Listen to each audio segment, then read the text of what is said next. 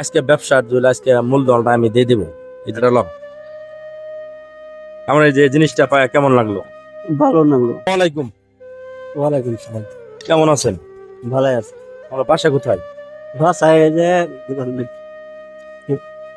বুঝিপাড়া। ওই শীতের সিজনে এই বাবা পিঠা বানান না? দিনে কয় টাকা ইনকাম? 300, 400, 500। একটু দেখি সংসার চলে?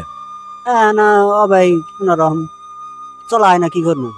আপনার সমস্যা কি? সমস্যা প্রতিবন্ধী আমি। হ্যাঁ, প্রতিবন্ধী। কি সমস্যা? মানে হাঁটতে পারেন না? হাঁটতে পারিনি। আপনার কি বাচ্চা কাচ্চা আছে? হ্যাঁ, দুইটা, একটা ছেলে একটা মেয়ে। ও আচ্ছা। ওর কতটুকু বড় হয়েছে? ওই যে ছেলেটা, ওই যে, আর মেয়ে বাচ্চা ছোট। আপনি কি হাঁটতে পারেন না? না, আমি হাঁটতে পারিনি। প্রিয় বন্ধুরা, এই যে এই চাচাকে দেখতে আছেন, এই পরিস্থিতি অবস্থা, সে প্রতিবন্ধী। তো এখানে আসছে আজকে শীতের সিজন, তো এই যে পিঠা বানাইতেছে, এ বিক্রি করতেছে। তার ইনকাম 300-400 টাকা দিয়ে আসলে কিন্তু সংসার চলে না, তারপরেও সে রোজগার করতে পারে না। এই জন্য সে এই বাজারে বসে এই যে পিঠাগুলো বিক্রি করতেছে।